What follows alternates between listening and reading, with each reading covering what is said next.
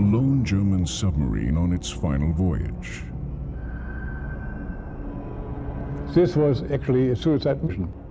So we were quite more or less resignated that we may not come back. A crew of 5 German officers, 55 sailors and 12 passengers, risking their lives in the final days of World War II. This trip was a tremendous experience for me. I was lucky that I came out alive, and this is one thing that I should never forget.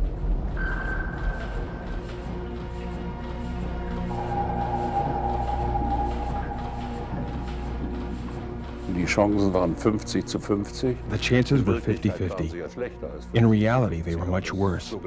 But that we did not know, because losses were never revealed.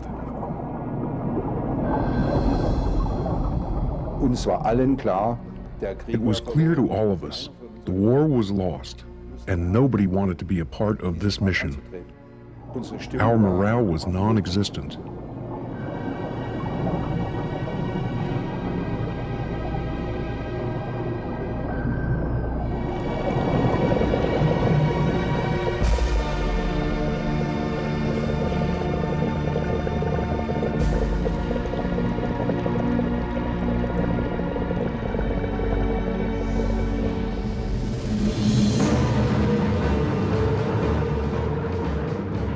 Germany, early 1945. The end is near. The situation was rather desperate.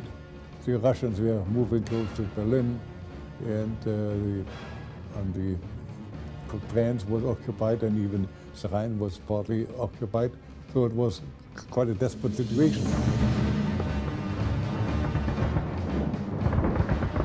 American troops are striking at the heart of Germany. Hitler's armies are crumbling. The Allies are winning the war. Germany was already beaten. There was nothing left anymore. The cities had been bombed to the ground. Everything was destroyed. By then the war had become completely senseless, but still millions were being sacrificed. Bombs rain on Germany. The Allies are laying waste to the entire country. Germany is drowning in destruction. Despite the continued bombing, parts of Kiel Harbor are still operating. The submarine docks. One boat is being prepared. Its name, U-234. Das Boot ist in die Germanienwerft zum Umbau gekommen. The boat had been moved to the Germania yard for refitting. We, the crew, were not told why and for what reasons the boat was being refitted. There were rumors that we were going on a long and dangerous mission, but why and where we were going, that was kept secret from the crew. In the submarine bunkers, U-234 is a modified mine layer, the largest submarine still in service. To the surprise of the crew, the boat is not being prepared for the defense of Germany. U-234 is to become a cargo submarine. Soweit ich mich erinnere, I remember that the captain himself did not know what was coming on board. He only received a sealed cargo list. Lieutenant Commander Heinrich Fehler. He is not an experienced submarine skipper. This will be his first combat mission. After grueling losses, he is the best skipper the Navy can muster. Before we left with the submarine, we had a big party. We had plenty of food, quite in contrast to what we did before. We were often quite hungry. And there was caviar and all kinds of things that we know they existed anymore during the war. And the guests were admirals and big party bosses. And their big toasts were given, and the need for our mission was very clearly pronounced. Karl Ernst Pfaff, second watch officer. He is one of the few aboard U-234 who know the destination of their voyage. The mission was to go and bring a load of material to Southeast Asia. Pfaff supervises the loading of U-234. He directs the payload crew as they fill up every inch of the U-boat with boxes and crates. Some of the cargo comes aboard in sealed containers. These are stored in the box keel, deep in the belly of the submarine. Nobody knows what is in them.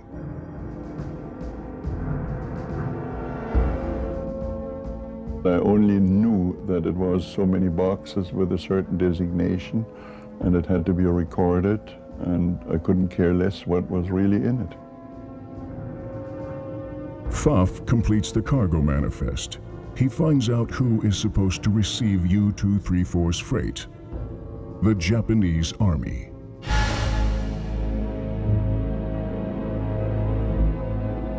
By spring of 1945, Germany has already lost 70% of its U-boats. 3 out of 4 submariners are dead. Captain Fehler knows his men's chances of survival are slim.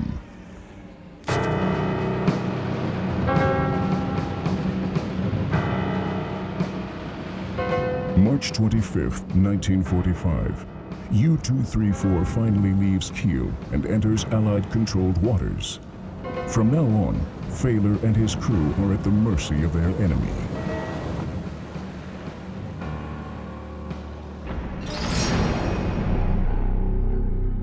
Allied intelligence broke the German Enigma code in mid-1943. American and British commanders receive regular briefings on what the enemy is up to. No German military secret is secure anymore. That includes the departure of U-234.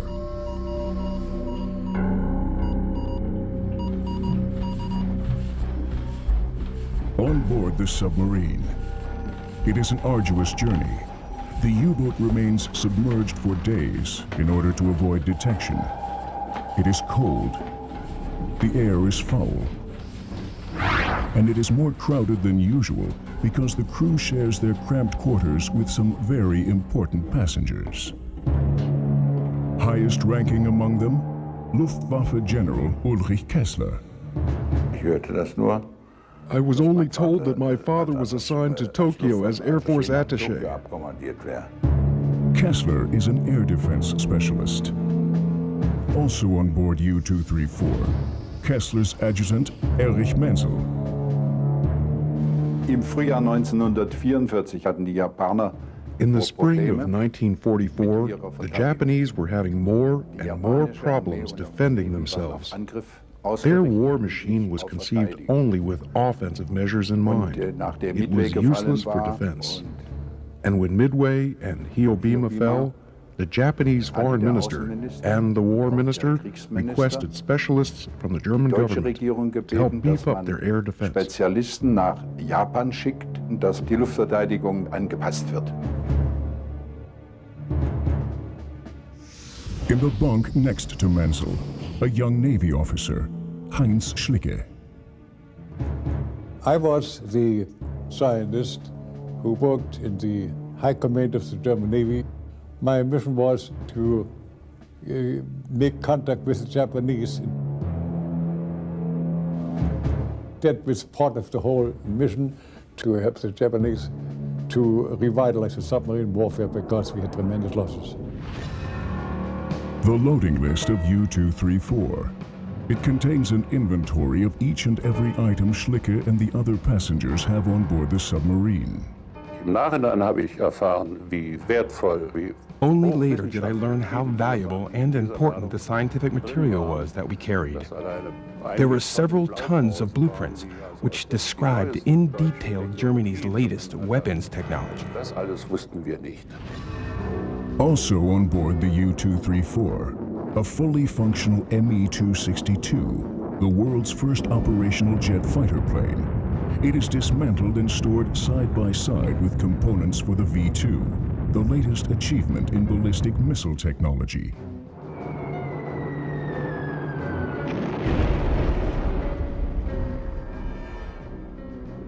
Research papers from Germany's premier weapons development projects. Navy scientist Schlicke carries most of them in his baggage. I was told I had to kill myself if I got caught, and also to destroy all the scientific apparatus and papers I had on board.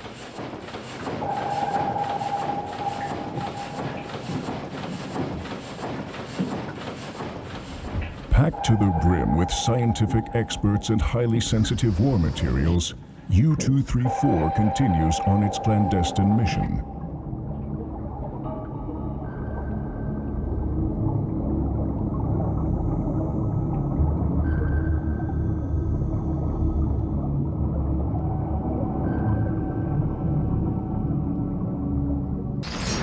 But only 2 passengers on this submarine know how critical the mission truly is. Lieutenant Commander Hideo Tomonaga and Lieutenant Genzo Shoji, high-ranking officers of Japan's Imperial Army. My father studied aeronautics, and Mr. Tomonaga studied submarine warfare. They were both on the submarine together. The German crew does not know why these Japanese officers are on board. They were always very friendly. We talked to them, and very often during conversation, the subject came up how once we had arrived in Japan, we would learn their language and meet their families.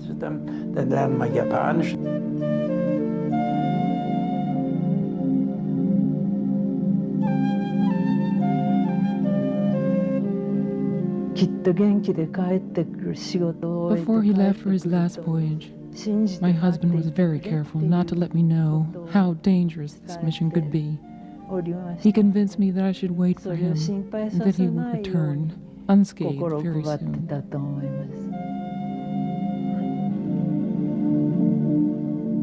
Tomonaga and Shoji had been in Germany for a year and a half, studying weapons and tactics of their German ally. Now, the 2 officers are returning to Japan aboard U-234 in order to help their country in its desperate struggle for survival.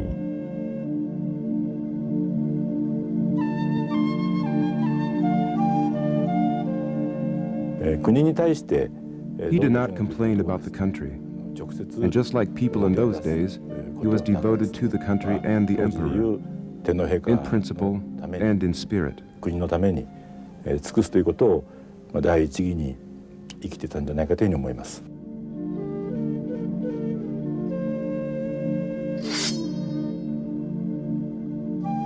Before the departure of U-234, Tomonaga and Shoji conduct a sacred military ceremony in the tradition of the samurai.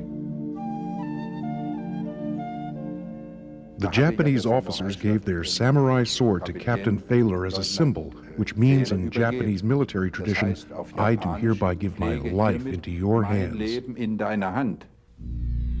To the German crew, the Japanese officers are different, and they don't understand them. When the boat was being loaded, the Japanese officers were on board, and before the boxes were brought down into the cargo hold, they were painting U-235 on them. We were laughing at them because they did not even know our hull number, U-234. But the Japanese know exactly what they are doing. They are not referring to a U-boat call sign. They label the boxes according to what is really in them. Uranium oxide, which contains U-235, the raw material for an atomic bomb. And that is what U-234 is carrying to Japan. Berlin, the Kaiser Wilhelm Institute.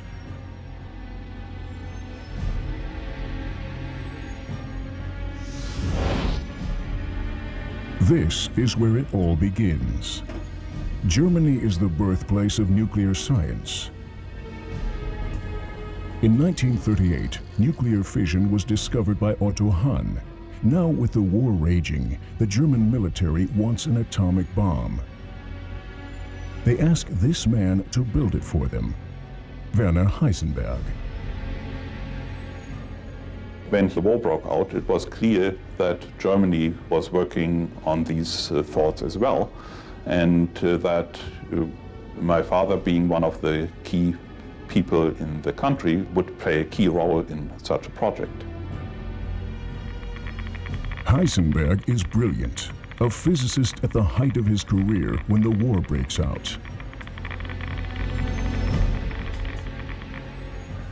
We knew that the scientists in Germany were working on it. There was, of course, Hahn, who had discovered the fission of uranium. Heisenberg knew that you could convert uranium into plutonium and decided that this is what they wanted to do, and that then the plutonium could be used as an explosive. The search for a weapon that would decide the outcome of the war is also underway in Japan. The Emperor needs a miracle to stop the American onslaught.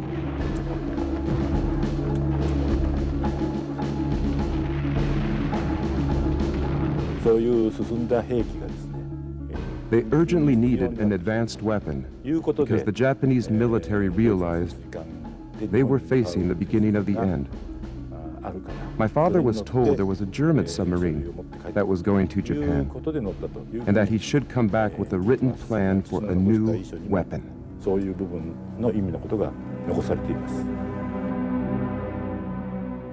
And Tomonaga is bringing back more than that. He has with him the material that could make this weapon possible.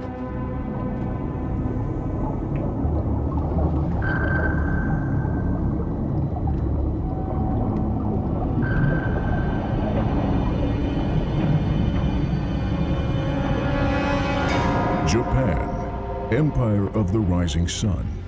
But in 1945, the sun is obscured by dark clouds. The Americans are threatening the Japanese mainland, and this man is supposed to stop them. Yoshio Nishina. Dr. Nishina was asked by the Air Division of the Japanese Army to undertake this project. When I joined, the project had already been underway for more than a year and a half. Tokyo, Riken Laboratory. In this building, Nishina and his staff are trying to do what Werner Heisenberg is also attempting in Berlin: build a nuclear bomb.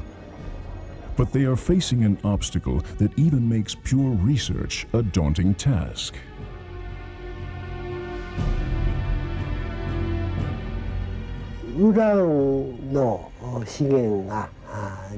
We did not have enough uranium in Japan. Dr. Nishina telegraphed the Japanese embassy in Germany and made an inquiry. He wanted to arrange a shipment of uranium to Japan. We knew the Germans had it.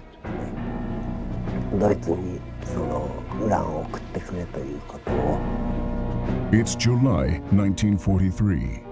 The Japanese ambassador in Berlin receives a secret telegram. Tokyo urges him to arrange export of uranium from the mines in Joachimsthal, one of the few sources of natural uranium in Europe. Over and over, the Japanese request help from Berlin. They desperately need the German uranium.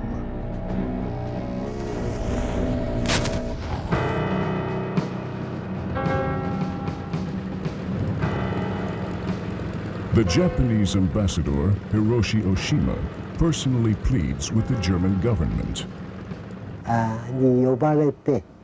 There was quite a lot of pressure on Dr. Nishina. I remembered being called into his office, where he instructed me to hurry up with the program. The flurry of urgent telegrams continues. Finally, the Japanese ambassador secures a high-level meeting with Hitler himself. The dictator agrees. Japan should receive German help. Hitler orders that the Japanese be afforded any assistance regarding all weapons and devices which could be used to the advantage in the common cause.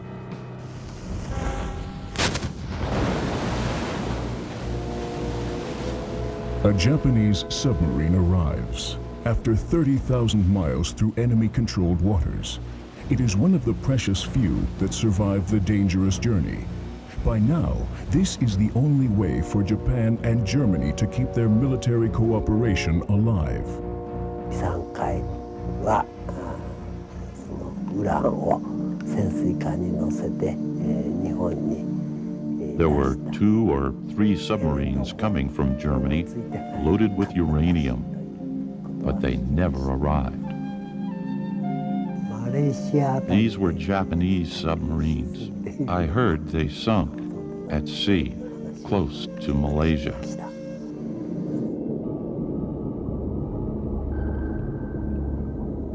But one German submarine carrying uranium is still on its way. As U-234 makes its way across the Atlantic, the Allies assemble more and more information on the mission with the help of the most recent ultra-intercepts. They start piecing together how important the submarine is. The Allies don't know much about the cargo, but realize the value of the passengers aboard U-234, and that they need to be stopped.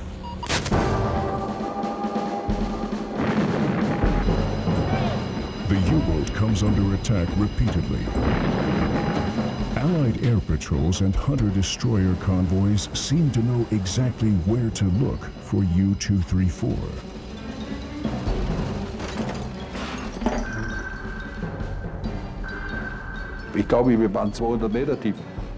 I think we were 650 feet deep, and at 500 feet, you could already hear the rivets creaking. As an engineer, I knew that if there was a crack the size of a pinhead, the pressure would be so enormous, the boat would break apart. I always feared for my life when I was on this submarine. Nicht gefühlt.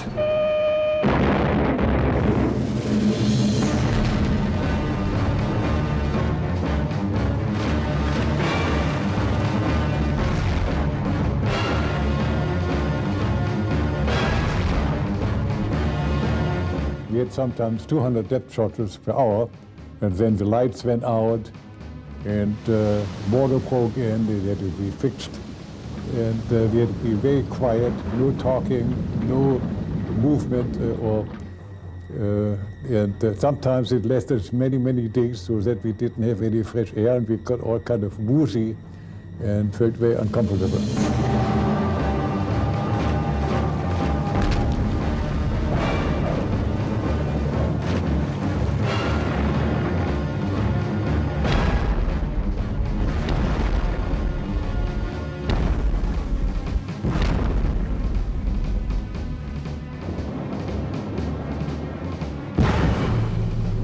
You are afraid. You are in this machine and you can't see a thing. You can only hear. You cannot defend yourself. You have to imagine. It is similar to sitting inside a barrel of gasoline and somebody is hitting it with a sledgehammer from the outside.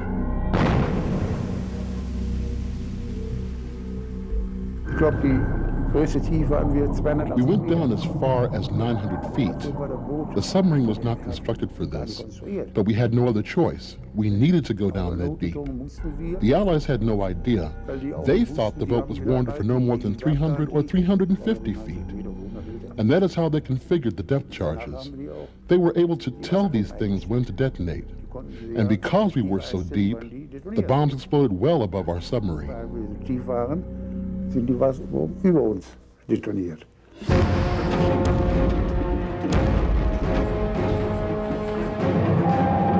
The hunt for U-234 continues relentlessly.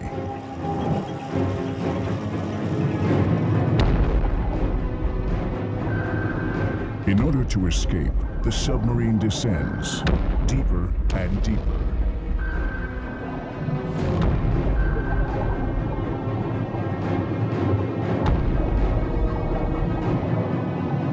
After more than 2 weeks, a reprieve for U-234. A spring storm rages over the Atlantic. It is the only time Captain Fehler dares to surface without fear of being spotted by the Allies.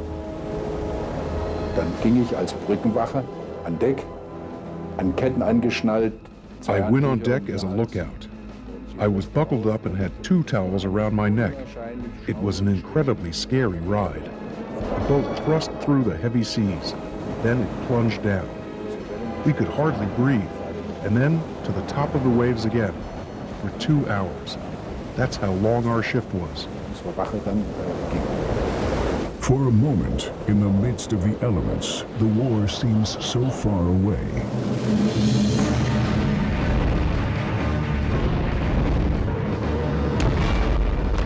Berlin, the very same day. An orgy of death and destruction rings in the final hours of Hitler's Germany.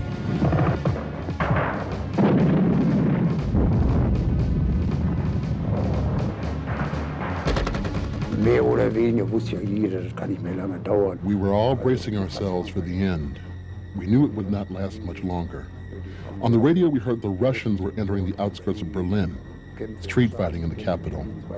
We were expecting that today, or tomorrow, or the next day, the war would be over. May 2nd, 1945. The generals who stayed with Hitler until the end are leaving the bunker. The Chancellery. From here, the dictator directed his war. Finally, the war he unleashed returns. 12 years of Nazi rule are over, and Hitler is dead. Hitler's successor, Admiral Karl Dönitz.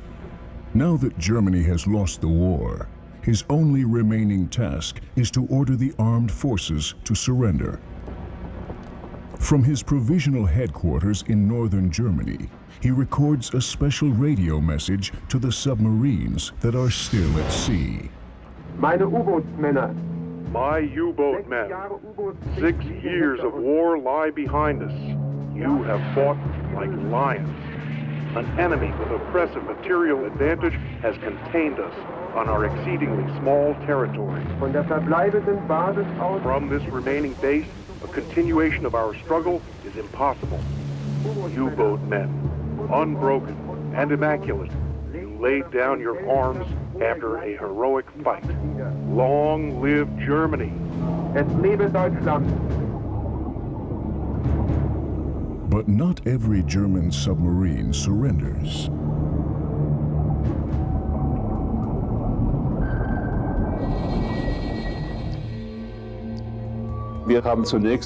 First, we decoded the official radio message. The war was over. Then we tuned into foreign radio stations. I listened to the broadcasts in English in order to find out, is this really the truth? It is. Victory celebrations in London. England withstood Hitler for 5 long years.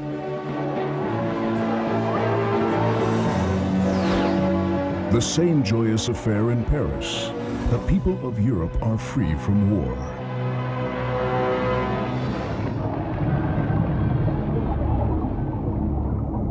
But the war is still not over for U-234.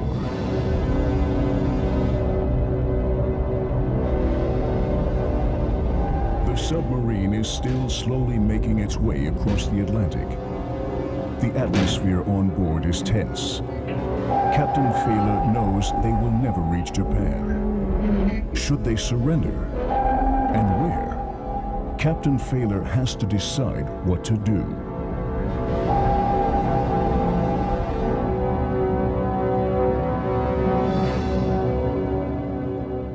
Fehler got all the officers together and told us that the war had ended and Germany had capitulated, and we had an order from the High Command of the German Navy to report our position as a submarine, of course, surface, and bring up the periscope to full length and put a black flag on it, and report our position to Allied forces for surrendering.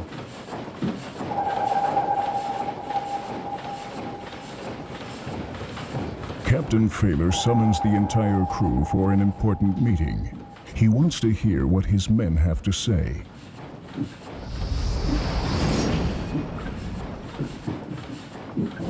There was the feeling, since it's over, we want to go home. Some said they wanted to go to Argentina. Another group wanted to go to the Caribbean. It was all a lot of silly stuff. In reality, the options are few. Failure must surrender or be treated as a pirate. That means he has to give up to the Allies, and soon. The Atlantic was divided in certain sectors, and we were in the sector that would normally have required us to continue on our way and go to Halifax, Nova Scotia. But the captain decided he would rather hand the submarine over to American forces. A fatal decision for the Japanese passengers. They are still at war with America. The Japanese officers did not realize what had happened until the captain informed them. They were put under arrest in their bunks because there was a concern that Captain Tominaga, an excellent submarine officer, would have been very capable of sinking the ship and its crew.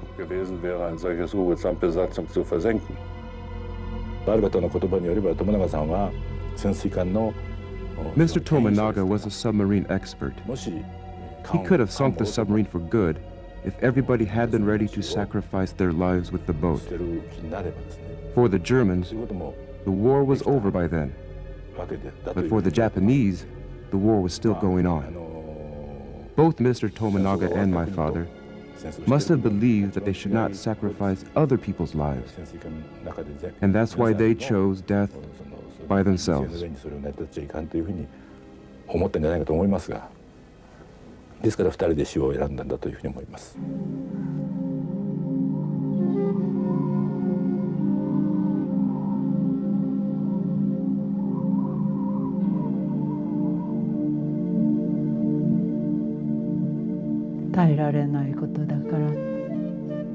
My husband prepared sleeping pills.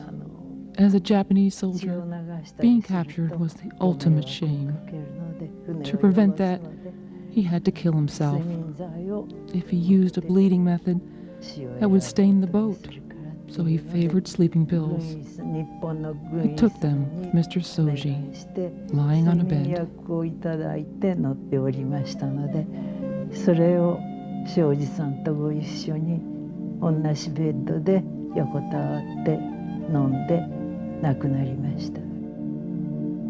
The German guard becomes suspicious. The Japanese have not stirred in hours. He finds them lying in their bunk, motionless. In front of their beds, on a little table, an empty water glass, personal photographs, and a letter.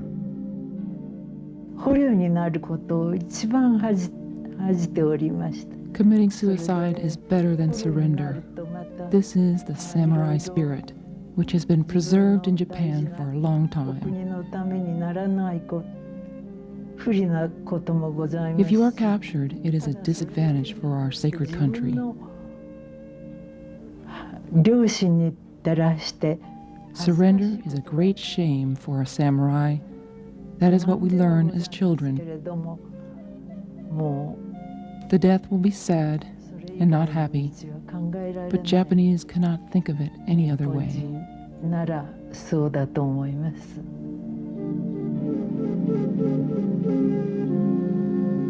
The suicide note.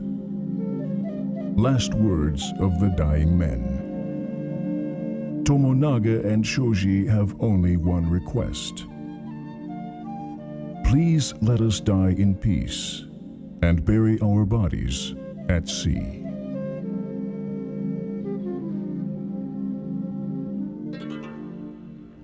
U-234's mission is finally over. It is May 13th. Captain Failure surfaces the submarine.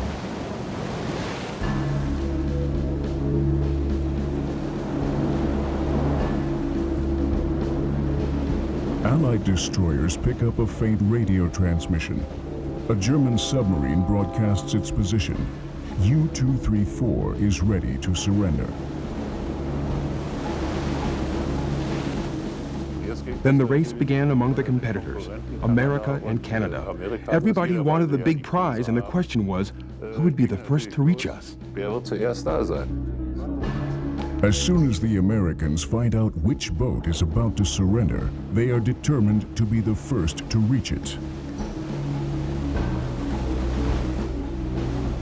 The captain indicated that this was a very valuable prize, that there was all sorts of things very important to the war effort for us as well as for the Japanese, that the technology was superior. The German had the technology.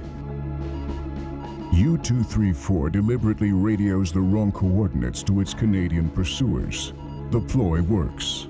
Failure sends them on a wild goose chase, and U-234 heads straight for the American destroyer, USS Sutton. The skipper of the Sutton finally figured out that the German commander did not want to surrender to Canadian forces. And that, so we decided we would run flying speed as fast as we could on a course to intercept their course. And sure enough, on May 14th, U-234 becomes visible on American radar screens.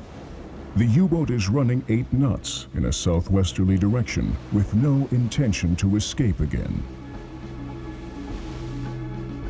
Ja, und dann hat es gar nicht lange gedauert, da hatte ich It did not take very long before I had radar contact with the ship, and the captain asked me, "How long before it is here?" I answered 3 to 4 hours, and indeed, that was the case. Wie lange das dauert, bis das Schiff da ist? Ich sage, 3-4 Stunden, nicht? Und es war auch tatsächlich so, dann war es da.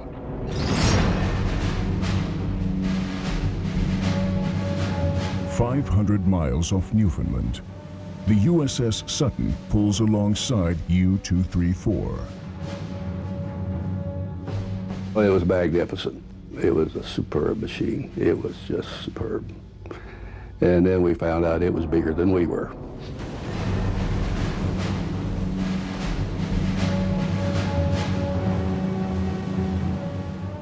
The next morning, a prize crew came on board, Americans armed to their teeth.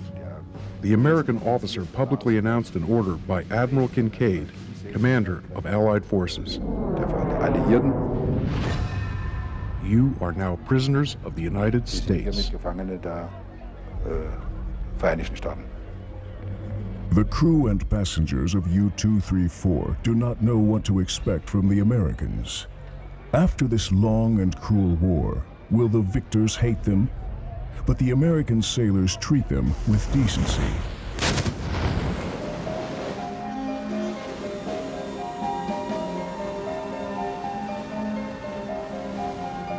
"10 a.m., May 19th, 1945, Portsmouth, New Hampshire. The last German submarine pulls into an American port.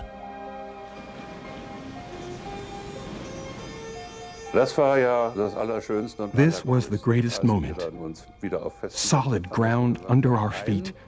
We said to ourselves, there is one good thing. We escaped with our lives. Maybe not without damage to our soul, but at least without damage to our lives." The last roll call of U-234. The crew on deck. What will happen to them now? What of their families back home in Germany? Is there a future? We realized that these were kids, like we were kids. We're out here trying to destroy these kids, and they're here trying to destroy us. Just unfathomable.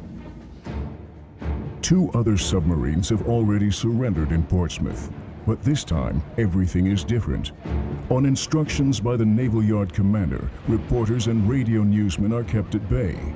Marine Guards even have orders to shoot anybody who attempts to speak with the crew of U-234.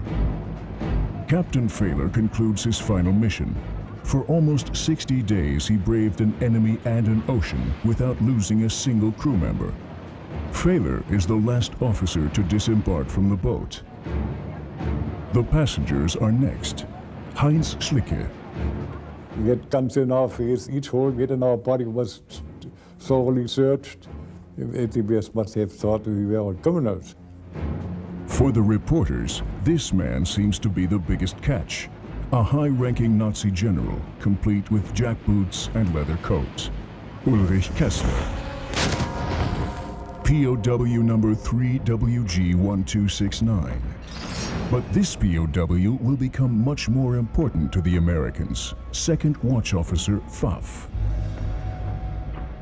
We were taken off the ship and marched into Kittery, Maine, naval prison.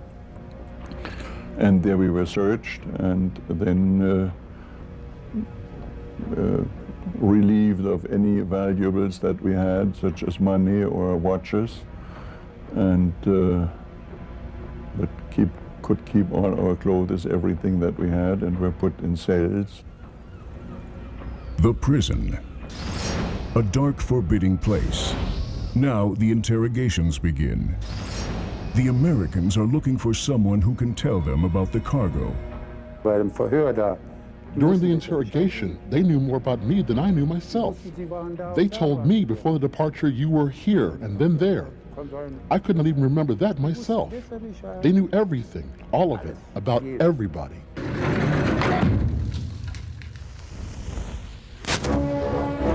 While the interrogations are underway, the Americans begin to unload the submarine. When I went down to the dock, in the bottom of the dock, and we started unloading the box keel, I had no idea of what we would find or how important it would be. Finally, the Americans find the cargo manifest. Item number 38, a chilling detail. 560 kilograms of uranium oxide.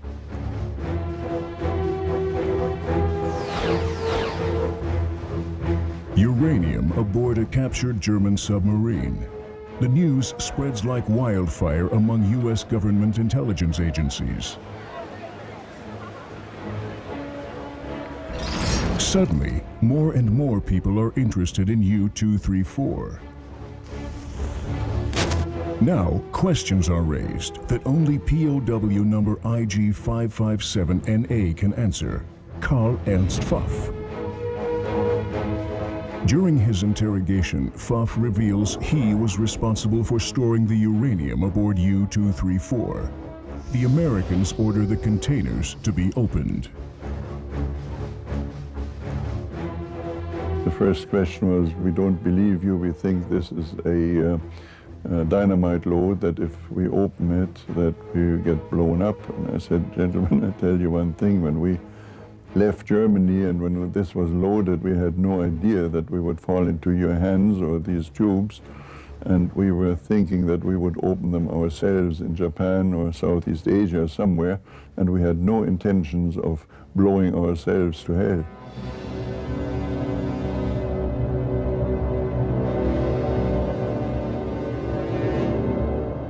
I sat there, and the poor man, he didn't believe me very much, but he was under orders to open that thing, and he started sweating and sweat pouring down his forehead, and he told me he had a family and he didn't want to die young, and I should be thinking of that and not let him die. And I said, no, you just open it.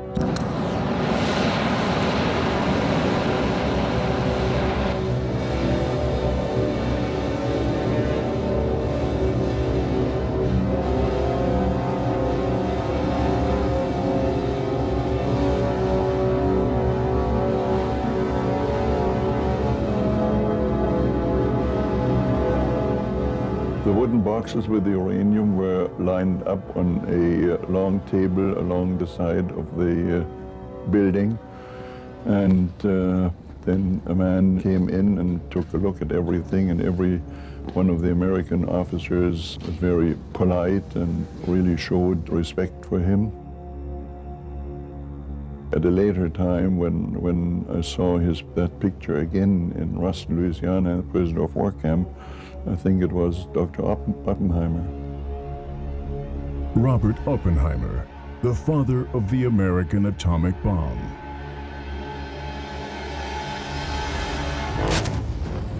a secret military installation in the desert of New Mexico. This is where thousands of Americans are frantically working to build the ultimate weapon of war, the one that shall end all war.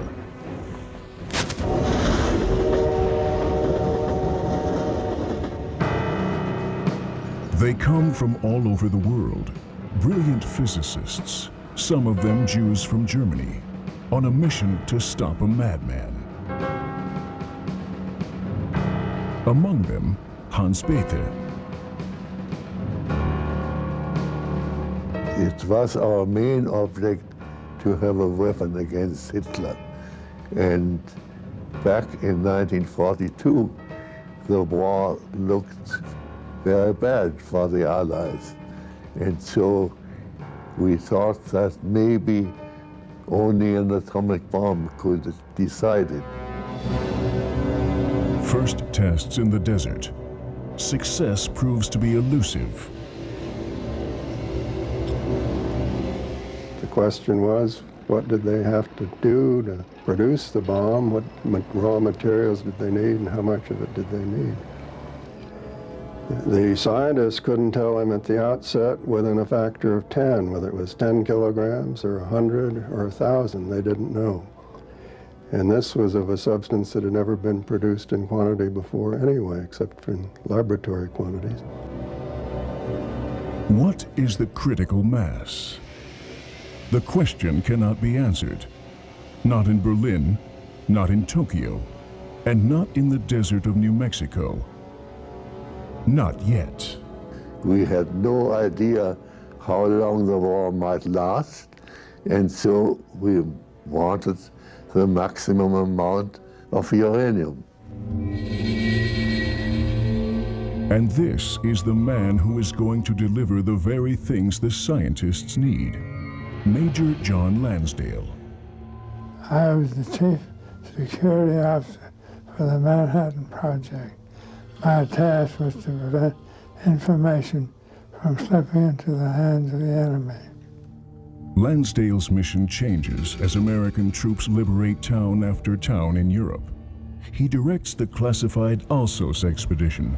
Lansdale and his men comb the continent for every ounce of uranium the Germans leave behind after their retreat.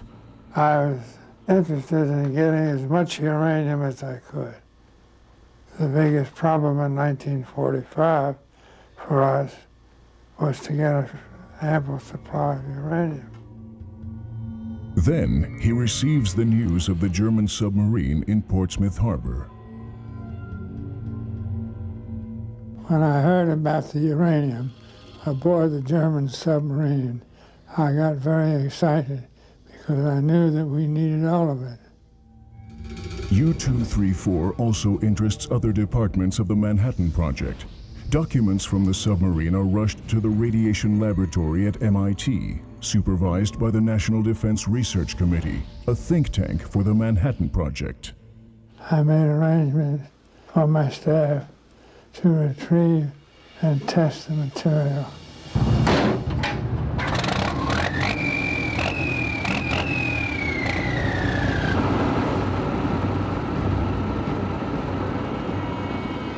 I sent trucks to Portsmouth to unload the uranium, and then I sent it to Washington.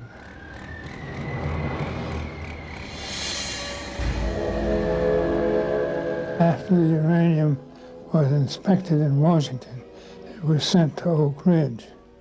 Oak Ridge, Tennessee, Plant K25. This is where raw uranium is purified and enriched. The German uranium oxide ends up here, in the pile of weapons-grade material that will make up America's atomic bomb. If you have 560 kilograms of uranium, it would have taken approximately a week in 1945 to separate this into weapons uranium. U-234 arrived in America in mid-May. Would the Americans have used the German uranium in their atomic bomb? We wouldn't care where the uranium came from We wanted all that we could get. At the end of July, the last shipment of weapons-grade uranium leaves Oak Ridge for Los Alamos, more than 8 weeks after the German uranium is seized. How crucial was this material really for the American bomb? How much weapons-grade material would the German uranium yield? 500 kilograms of raw uranium might result in half a kilogram of uranium-235, not enough to make a bomb with, but an important increment. August 6th, 1945, the day that will end the war.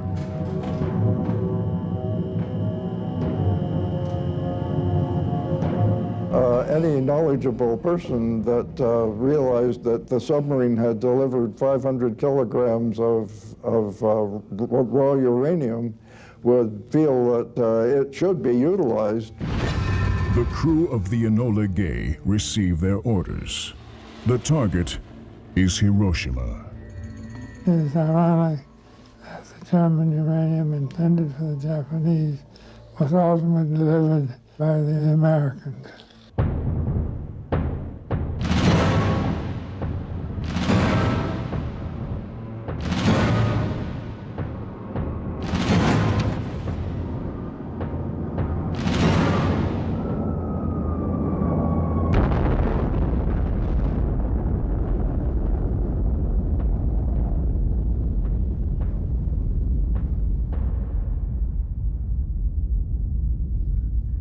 We were shown pictures taken from the air of Hiroshima.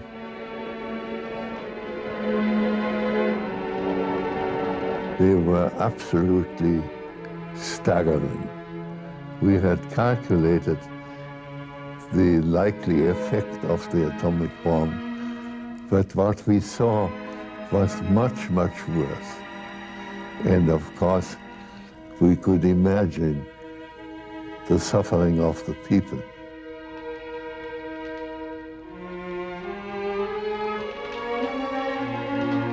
When the first atomic bomb was dropped on Hiroshima on August 6th, for me it was evident it had been built with the help of our material. The terrible irony of history. German uranium did not help defend Japan. It contributed to its destruction.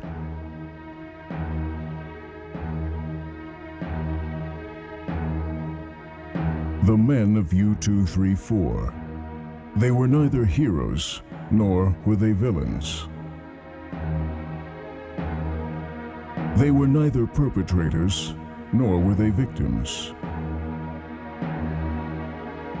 They were simply swept up by the tide of war.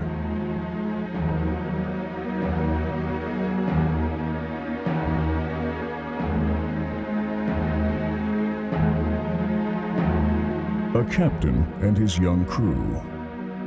Their mission did not make them famous, but saved them from infamy. They were sent to Japan to help continue a senseless war, but their mission was diverted by history, redirected by destiny.